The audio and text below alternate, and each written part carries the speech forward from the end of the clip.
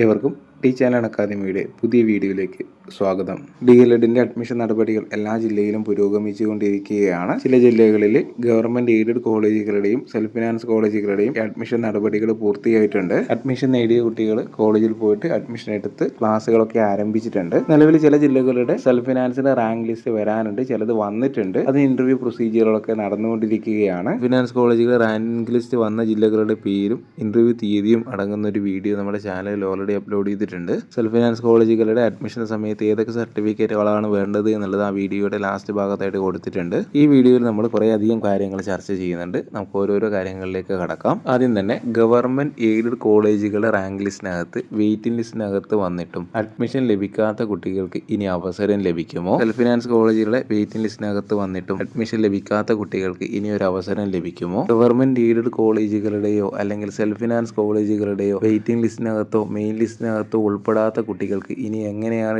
DLEDന് admission നേടാൻ സാധിക്കുക? എന്താണ് സ്പോട്ട് അഡ്മിഷൻ? കഴിഞ്ഞ വർഷങ്ങളിൽ ഏതൊക്കെ ജില്ലകളിൽ സ്പോട്ട് അഡ്മിഷൻ നടന്നിരുന്നു? ഈ വർഷം ഏതൊക്കെ ജില്ലകളിൽ സ്പോട്ട് അഡ്മിഷൻ നടക്കാൻ സാധ്യതയുണ്ട്? സ്പോട്ട് അഡ്മിഷൻ എങ്ങനെയാണ് നടക്കുക? സ്പോട്ട് അഡ്മിഷനിൽ ആർക്കൊക്കെ പങ്കെടുക്കാൻ സാധിക്കും? DLEDന് അപേക്ഷ കൊടുക്കാത്തവർക്ക് സ്പോട്ട് അഡ്മിഷനിൽ പങ്കെടുക്കാൻ സാധിക്കുമോ? നമ്മൾ DLEDന് അപേക്ഷ കൊടുത്ത ജില്ലയിൽ നടക്കുന്ന സ്പോട്ട് അഡ്മിഷൻ മാത്രമാണോ നമുക്ക് പങ്കെടുക്കാൻ സാധിക്കുക? സ്പോട്ട് അഡ്മിഷൻ നടപടികൾ എന്തൊക്കെയാണ്? സ്പോട്ട് അഡ്മിഷനിൽ നമുക്ക് അഡ്മിഷൻ ലഭിച്ചു കഴിഞ്ഞാൽ എത്ര രൂപയാണ് നമ്മൾ അടയ്ക്കേണ്ടതായിട്ട് വരിക? സ്പോട്ട് അഡ്മിഷനിൽ എത്രത്തോളം ഒഴിവുകൾ ഉണ്ടാവാറുണ്ട്? ഗവൺമെന്റ് എയ്ഡഡ് കോളേജുകളിൽ അഡ്മിഷൻ എടുത്ത കുട്ടികൾക്ക് സെൽഫ് ഫിനാൻസ് കോളേജിലേക്ക് മാറാൻ സാധിക്കുമോ? ഗവൺമെന്റ് സെൽഫ് ഫിനാൻസ് എയ്ഡഡ് കോളേജുകളിൽ നിന്ന് ട്രാൻസ്ഫർ ലഭിക്കുവാൻ വേണ്ടി എന്തൊക്കെയാണ് ചെയ്യേണ്ടത്? കോളേജുകൾ തിരഞ്ഞെടുക്കുമ്പോൾ നമ്മൾ എന്തൊക്കെയാണ് ശ്രദ്ധിക്കേണ്ടത്? കേരളത്തിലെ ഏതൊക്കെ ജില്ലകളിലാണ് കുറഞ്ഞ ഡൊണേഷനിൽ അല്ലെങ്കിൽ ഡൊണേഷൻ ഇല്ലാതെ മാനേജ്മെന്റ് സീറ്റുകൾ ലഭിക്കുന്നത്? ഗവൺമെന്റ് എയ്ഡഡ് കോളേജുകളിൽ എന്നാണ് ക്ലാസ് തുടങ്ങാൻ സാധ്യതയുള്ളത്? തുടങ്ങി DLED അഡ്മിഷനുമായിട്ട് ബന്ധപ്പെട്ട അവസാനഘട്ട നടപടികൾ എന്തൊക്കെയാണ് എന്നത് നമുക്ക് കൃത്യമായിട്ട് ചർച്ച ചെയ്യാം. DLEDുമായിട്ട് ബന്ധപ്പെട്ടും മറ്റ് വിദ്യാഭ്യാസ വാർത്തകളും കൃത്യമായി നിങ്ങളിലേക്ക് എത്തുന്നതിന് വേണ്ടി ചാനൽ ഒന്ന് സബ്സ്ക്രൈബ് ചെയ്ത് വെക്കുക.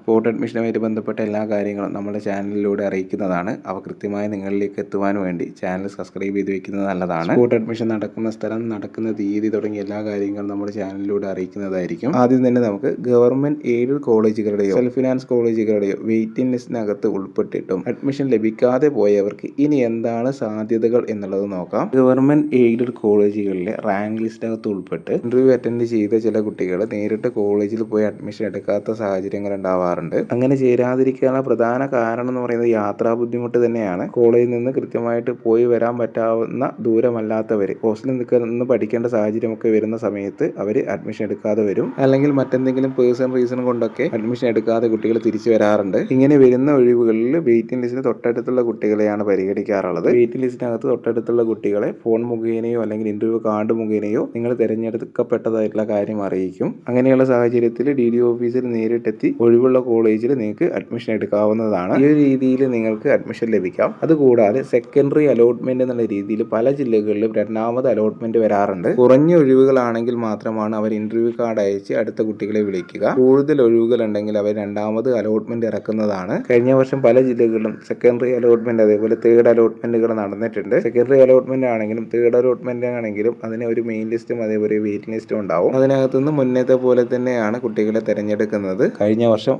വയനാട്, മലപ്പുറം, എറണാകുളം, കണ്ണൂർ, തൃശൂർ, പാലക്കാട്, പത്തനംതിട്ട, കോട്ടയം, കൊല്ലം, തിരുവനന്തപുരം ജില്ലകളിൽ സെക്കൻഡറി അലോട്ട്മെന്റുകൾ വന്നിട്ടുണ്ടായിരുന്നു. ഈ ജില്ലകളിലെ ഗവൺമെന്റ് എയ്ഡഡ് കോളേജുകളിലേക്കും അതേപോലെ സെൽഫ് ഫിനാൻസ് കോളേജുകളിലേക്കും സെക്കൻഡ് അലോട്ട്മെന്റ് വന്നിട്ടുണ്ടായിരുന്നു. ഓരോ ജില്ലയിലേക്കും ഗവൺമെന്റ് അതേപോലെ സെൽഫ് ഫിനാൻസ് കോളേജുകളിലേക്ക് സെക്കൻഡറി അലോട്ട്മെന്റ് എത്ര പേര് ഉൾപ്പെട്ടു എന്ന് നോക്കാം. കഴിഞ്ഞ വർഷം കണ്ണൂർ ഗവൺമെന്റ് കോളേജിലേക്കും അതേപോലെ സെൽഫ് ഫിനാൻസ് കോളേജുകളിലേക്കും സെക്കൻഡറി അലോട്ട്മെന്റിൽ വന്ന ഒഴിവുകളാണ് നിങ്ങൾക്ക് ഇപ്പോൾ സ്ക്രീനിൽ കാണാൻ കഴിയുന്നത്. ഇനി നമുക്ക് കഴിഞ്ഞ വർഷം സെക്കൻഡറി അലോട്ട്മെന്റിൽ വന്ന ഒഴിവുകളുടെ എണ്ണം ജില്ലാ അടിസ്ഥാനത്തിൽ നോക്കാം. വയനാട് ജില്ലയിൽ സെക്കൻഡറി അലോട്ട്മെന്റ് അതേപോലെ തേർഡ് അലോട്ട്മെന്റ് നടന്നിരുന്നു. തിരുവനന്തപുരം ജില്ലയിൽ ഗവൺമെന്റ് കോളേജുകളിലേക്ക് മാത്രമേ സെക്കൻഡ് അലോട്ട്മെന്റ് നടന്നിട്ടുള്ളൂ. ഫിനാൻസ് കോളേജുകളിലേക്ക് സെക്കൻഡ് അലോട്ട്മെന്റ് ഉണ്ടായിരുന്നില്ല.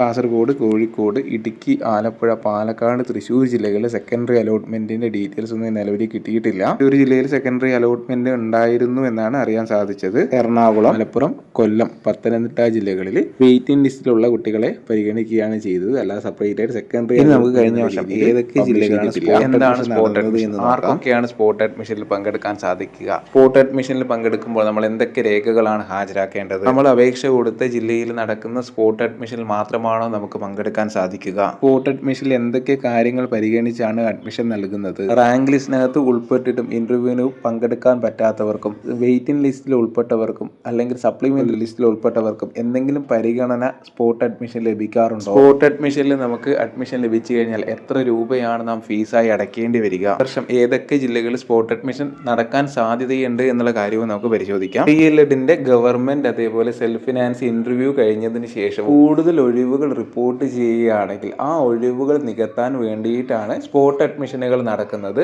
കുറഞ്ഞ ഒഴിവുകളാണെങ്കിൽ വെയിറ്റിംഗ് ലിസ്റ്റിനകത്തുള്ള കുട്ടികൾക്ക് ഇന്റർവ്യൂ കാർഡ് അയച്ച് വിളിക്കുകയാണ് എന്നുള്ളത് മുന്നേ പറഞ്ഞു. കൂടുതൽ ഒഴിവുകൾ വരികയോ അല്ല എങ്കിൽ വെയിറ്റിംഗ് ലിസ്റ്റിലെ കുട്ടികളെ എല്ലാവരെയും പരിഗണിച്ചതിന് ശേഷവും ഒഴിവുകൾ വരുന്ന സാഹചര്യത്തിലാണ് സ്പോട്ട് അഡ്മിഷൻ വിളിക്കുന്നത്. ഇനി നമുക്ക് സ്പോട്ട് അഡ്മിഷനിൽ ആർക്കൊക്കെ പങ്കെടുക്കാം എന്നുള്ളത് നോക്കാം. സ്പോട്ട് അഡ്മിഷൻ 3 തരത്തിലാണ് നടക്കുന്നത്. അവ ഏതൊക്കെയാണ് എന്നുള്ളത് നോക്കാം. ആദ്യഘട്ടത്തിൽ സ്പോട്ട് അഡ്മിഷൻ നടക്കുന്നത് റാങ്ക് ലിസ്റ്റിനകത്ത് ഉൾപ്പെട്ടിട്ടും അല്ലെങ്കിൽ വെയിറ്റിംഗ് ലിസ്റ്റിനകത്ത് ഉൾപ്പെട്ടിട്ടും അഡ്മിഷൻ ലഭിക്കാത്തവർക്കാണ്. രണ്ടാമത്തെ ഘട്ടത്തിൽ ആ ജില്ലയിൽ അപേക്ഷ കൊടുത്ത എല്ലാവർക്കും വേണ്ടിയാണ് സ്പോട്ട് അഡ്മിഷൻ നടക്കുക. അതായത് ആ ജില്ലയിൽ DLEDന് അപ്ലിക്കേഷൻ കൊടുത്തിട്ടും അഡ്മിഷൻ കിട്ടാത്ത കുട്ടികളെയാണ് പരിഗണിക്കുന്നത്. മൂന്നാമത്തെ ഘട്ടത്തിൽ അപേക്ഷ കൊടുക്കാത്തവർക്കും മറ്റുള്ള ജില്ലയിലുള്ളവർക്കും പങ്കെടുക്കാം. എന്നാൽ ചില ജില്ലകളിൽ എല്ലാവർക്കും പങ്കെടുക്കാൻ പറ്റുന്ന രീതിയിലാണ് സ്പോട്ട് അഡ്മിഷൻ നടത്താറുള്ളത്. കഴിഞ്ഞ വർഷം ആദ്യം പറഞ്ഞ രീതിയിൽ സ്പോട്ട് അഡ്മിഷൻ നടന്നത് മലപ്പുറം ജില്ലയിലാണ്. ഇനി മറ്റുള്ള ജില്ലയിൽ നടക്കുന്ന സ്പോട്ട് അഡ്മിഷനായിട്ട് ബന്ധപ്പെട്ട കാര്യങ്ങൾ പറയാം. സ്പോട്ട് അഡ്മിഷൻ നടക്കുമ്പോൾ ഏറ്റവും കൂടുതൽ പ്രാധാന്യം നൽകുന്നത് ആ ജില്ലയിൽ അപേക്ഷ കൊടുത്തിട്ട് റാങ്ക് ലിസ്റ്റിനകത്ത് ഉൾപ്പെട്ടിട്ട്, അതായത് മെയിൻ ലിസ്റ്റിനകത്ത് ഉൾപ്പെട്ടിട്ട് ഇതിനകത്ത് പങ്കെടുക്കാൻ കഴിയാത്തവർക്കാണ്. രണ്ടാമതായി പ്രാധാന്യം നൽകുന്നത് സ്പോട്ട് അഡ്മിഷൻ നടക്കുന്ന ജില്ലയിൽ അപേക്ഷ നൽകിയിട്ട് സപ്ലിമെന്ററി ലിസ്റ്റിലോ അല്ലെങ്കിൽ വെയിറ്റിംഗ് ലിസ്റ്റിലോ ഉൾപ്പെട്ടവർക്കാണ്. അതിനുശേഷമാണ് ആ ജില്ലയിൽ അപേക്ഷ നൽകിയവരെയും അതേപോലെ അപേക്ഷ നൽകാത്തവരെയും പരിഗണിക്കുന്നത്. മൂന്നാമത്തെ സാഹചര്യത്തിൽ അവിടെ സ്പോട്ട് അഡ്മിഷനിൽ പങ്കെടുക്കുന്ന കുട്ടികളുടെ മാർക്ക് അതേപോലെ റിസർവേഷൻ അടിസ്ഥാനപ്പെടുത്തിയിട്ടാണ് സീറ്റ് ലഭിക്കുക. പല ജില്ലകളിൽ സ്പോട്ട് അഡ്മിഷനിൽ പങ്കെടുക്കുന്ന ഒരുപാട് പേർക്ക് അഡ്മിഷൻ ലഭിക്കാറുണ്ട്. കൊടുത്ത മുഴുവൻ പേരെയും എടുത്തതിന് ശേഷമാണ് സ്പോട്ട് അഡ്മിഷൻ നടക്കുന്നത്. അതുകൊണ്ട് തന്നെ സ്പോട്ട് അഡ്മിഷനിൽ പങ്കെടുക്കുന്ന ഒരുപാട് പേർക്ക് അഡ്മിഷൻ ലഭിക്കും. അതുകൊണ്ട് തന്നെ നിങ്ങൾക്ക് പറ്റാവുന്ന സ്പോട്ട് അഡ്മിഷനിൽ നിങ്ങൾ മാക്സിമം പങ്കെടുക്കുക. ഇനി നമുക്ക് കഴിഞ്ഞ വർഷം സ്പോട്ട് അഡ്മിഷൻ നടന്ന ജില്ലകളുടെയും അതേപോലെ എത്രത്തോളം സീറ്റുകൾ വാക്കൻസി ഉണ്ടായിരുന്നു എന്നുള്ളതും പരിശോധിക്കാം. വയനാട് ജില്ലയിൽ സെൽഫ് ഫിനാൻസ് കോളേജുകളിലേക്കാണ് സ്പോട്ട് അഡ്മിഷൻ നടന്നത്. ആകെ 6 ഒഴിവുകളാണ് ഉണ്ടായിരുന്നത്. മലപ്പുറം ജില്ലയിൽ ഗവൺമെന്റ് അതേപോലെ സെൽഫ് ഫിനാൻസ് കോളേജുകളിൽ നിരവധിയായിട്ടുള്ള ഒഴിവുകൾ ഉണ്ടായിരുന്നു. ഡീറ്റെയിൽസ് നിങ്ങൾക്ക് കൃത്യമായിട്ട് സ്ക്രീനിൽ കാണാം. അത് കൃത്യമായി നോക്കി മനസ്സിലാക്കുക. എറണാകുളം ജില്ലയിൽ നിരവധിയായിട്ടുള്ള ഒഴിവുകൾ സെൽഫ് ഫിനാൻസ് കോളേജുകളിൽ ഉണ്ടായിരുന്നു. അതുകൊണ്ട് തന്നെ സ്പോട്ട് അഡ്മിഷനിൽ പങ്കെടുത്ത എല്ലാവരെയും അവരെടുത്തിട്ടുണ്ട്. കോട്ടയം, പത്തനംതിട്ട ജില്ലകൾ കുറഞ്ഞ സീറ്റുകളിൽ സ്പോട്ട് അഡ്മിഷൻ നടന്നിട്ടുണ്ടായിരുന്നു. എത്ര സീറ്റുകളാണ് എന്നുള്ളത് കൃത്യമായിട്ടുള്ള വിവരം ലഭ്യമല്ല. കോട്ടയം ജില്ലയിൽ സെൽഫ് ഫിനാൻസ് കോളേജുകളിലേക്ക് നിരവധിയായിട്ടുള്ള ഒഴിവുകൾ ഉണ്ടായിരുന്നു. അതുകൊണ്ട് തന്നെ അപേക്ഷ കൊടുത്ത എല്ലാവരെയും എടുത്തു. അതിനുശേഷം സ്പോട്ട് അഡ്മിഷനിൽ പങ്കെടുത്ത ഒരുപാട് പേരെ എടുത്തിട്ടുണ്ട്. തിരുവനന്തപുരം ജില്ലയിൽ സ്പോട്ട് അഡ്മിഷൻ നടന്നിട്ടുണ്ടായിരുന്നു. കൂടുതൽ ഒഴിവുകൾ ഉണ്ടായിരുന്നു. കുറെ പേരെ തിരുവനന്തപുരം ജില്ലയിൽ സ്പോട്ട് അഡ്മിഷനിൽ എടുത്തിട്ടുണ്ട്. ഇനി നമുക്ക് ഈ വർഷം സ്പോട്ട് അഡ്മിഷൻ നടക്കാൻ സാധ്യതയുള്ള ജില്ലകൾ നോക്കാം. വയനാട്, പാലക്കാട്, മലപ്പുറം, തൃശ്ശൂർ, എറണാകുളം, കോട്ടയം, പത്തനംതിട്ട, കണ്ണൂർ, കൊല്ലം, തിരുവനന്തപുരം ജില്ലകളിൽ ഈ വർഷം സ്പോട്ട് അഡ്മിഷൻ നടക്കാൻ സാധ്യതയുണ്ട്. സാധ്യത മാത്രമാണ്, 100% ഉറപ്പ് പറയാൻ പറ്റുന്നത് ഇപ്പോൾ പത്തനംതിട്ട മാത്രമാണ്. പത്തനംതിട്ട സ്പോട്ട് അഡ്മിഷൻ ഉണ്ടാവും എന്നുള്ളത് ഉറപ്പായിട്ടുണ്ട്. കൊല്ലം, തിരുവനന്തപുരം, എറണാകുളം ജില്ലയിൽ കൂടുതൽ സീറ്റുകളിൽ സ്പോട്ട് അഡ്മിഷൻ നടക്കാൻ സാധ്യതയുണ്ട്. അതായത് ഈ പറഞ്ഞിരിക്കുന്ന പത്തനംതിട്ട, കൊല്ലം, തിരുവനന്തപുരം, എറണാകുളം ജില്ലയിൽ കൂടുതൽ സീറ്റിലേക്ക് സ്പോട്ട് അഡ്മിഷൻ നടക്കാൻ സാധ്യതയുണ്ട്. ബാക്കിയുള്ള ജില്ലകൾ കുറഞ്ഞ സീറ്റുകളിലേക്ക് മാത്രമേ സ്പോട്ട് അഡ്മിഷൻ നടക്കാൻ സാധ്യതയുള്ളൂ. മലപ്പുറം ജില്ലയിൽ കഴിഞ്ഞ വർഷം കൂടുതൽ സീറ്റിലേക്ക് സ്പോട്ട് അഡ്മിഷൻ നടന്നിരുന്നു. ഈ വർഷം അതിന് സാധ്യതയുണ്ടോ എന്നുള്ളത് നമുക്ക് കൃത്യമായിട്ട് പറയാൻ സാധിക്കില്ല. ഇനി നമുക്ക് സ്പോട്ട് അഡ്മിഷനിൽ പങ്കെടുക്കുന്ന സമയത്ത് എന്തൊക്കെ സർട്ടിഫിക്കറ്റുകളാണ് ആവശ്യമുള്ളതെന്ന് നോക്കാം. സ്പോട്ട് അഡ്മിഷൻ ഇന്റർവ്യൂ സമയത്ത് SSLC, +2, TC, കോൺടാക്ട് സർട്ടിഫിക്കറ്റ് അതേപോലെ റിസർവേഷൻ തെളിയിക്കുന്ന സർട്ടിഫിക്കറ്റുകൾ ആവശ്യമാണ്. മറ്റെന്തെങ്കിലും കോഴ്സ് പഠിക്കുന്നവരാണെങ്കിൽ SSLC, +2 അതേപോലെ റിസർവേഷൻ തെളിയിക്കുന്ന സർട്ടിഫിക്കറ്റുകൾ മാത്രം കൊണ്ടുപോയാൽ മതിയാകും. TC, കോൺടാക്ട് സർട്ടിഫിക്കറ്റ് എന്നിവ അഡ്മിഷൻ ലഭിച്ചതിന് ശേഷം മാത്രം കോളേജിൽ നൽകിയാൽ മതിയാകും. സ്പോട്ട് അഡ്മിഷനിൽ പങ്കെടുത്ത് നമുക്ക് അഡ്മിഷൻ ലഭിക്കുകയാണെങ്കിൽ നമ്മൾ എത്ര രൂപയാണ് ഫീസ് അടയ്ക്കേണ്ടത് എന്നുള്ളത് നോക്കാം. സ്പോട്ട് അഡ്മിഷനിൽ പങ്കെടുത്ത് അഡ്മിഷൻ ലഭിക്കുന്ന കുട്ടികൾ ഗവൺമെന്റ് നിശ്ചയിച്ചിരിക്കുന്ന ഫീസ് മാത്രം അടച്ചാൽ മതിയാകും. അതേപോലെ ഗവൺമെന്റ് അനുവദിച്ചിട്ടുള്ള ഫീസ് ഇളവുകൾ സ്പോട്ട് അഡ്മിഷനിൽ പങ്കെടുത്ത് അഡ്മിഷൻ ലഭിക്കുന്നവർക്ക് കിട്ടുന്നതാണ്. അതായത്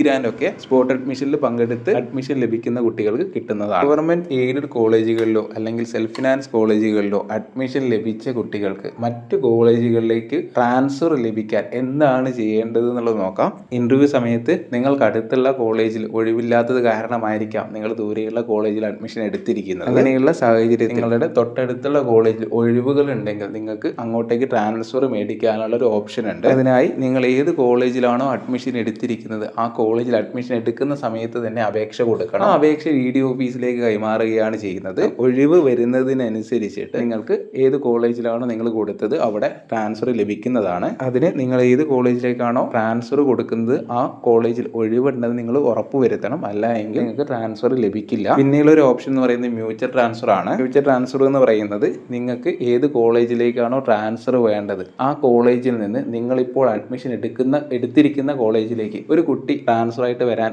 ആഗ്രഹിക്കുന്നുണ്ടെങ്കിൽ നിങ്ങൾ രണ്ടുപേരും നേരിട്ട് DDO ഓഫീസിൽ പോയിട്ട് മ്യൂച്വൽ ട്രാൻസ്ഫറിന് അപേക്ഷ കൊടുത്തു കഴിഞ്ഞാൽ പരസ്പരം മാറാവുന്നതാണ്. DLEDന് ജോയിൻ ചെയ്യുന്ന സമയത്തും അതേപോലെ തേർഡ് സെമ്മിലുമാണ് ഇതേപോലെ ട്രാൻസ്ഫറിന് ഓപ്ഷൻ ഉള്ളത്. ഗവൺമെന്റ് കോളേജിൽ അഡ്മിഷൻ നേടിയതിനു ശേഷം സെൽഫ് ഫിനാൻസ് കോളേജിലേക്ക് മാറാൻ കഴിയുമോ എന്നുള്ളത് പലരും ചോദിച്ചൊരു ചോദ്യമാണ്. ഗവൺമെന്റ് എയ്ഡഡ് കോളേജുകളിൽ അഡ്മിഷൻ എടുത്ത കുട്ടി സെൽഫ് ഫിനാൻസ് കോളേജുകളിലേക്ക് അപേക്ഷ കൊടുക്കുകയും ആ റാങ്ക് ലിസ്റ്റിനകത്ത് വരികയും ചെയ്തു കഴിഞ്ഞാൽ സെൽഫ് ഫിനാൻസ് കോളേജിലേക്ക് മാറാവുന്നതാണ്. അതിന് മറ്റ് തടസ്സങ്ങളോ കാര്യങ്ങളോ ഒന്നുമില്ല. നിങ്ങൾ അഡ്മിഷൻ എടുത്തിരിക്കുന്ന കോളേജിൽ നിന്നും സർട്ടിഫിക്കറ്റുകൾ വാങ്ങി ഇന്റർവ്യൂവിന് സമർപ്പിച്ചാൽ മതിയാകും. മെയിൻ ലിസ്റ്റിലാണെങ്കിൽ മാത്രമേ എല്ലാ സർട്ടിഫിക്കറ്റുകളും വാങ്ങാവുള്ളൂ. അതിനകത്ത് പ്രധാന വ്യത്യാസമുള്ളത് ഫീസിനകത്താണ്.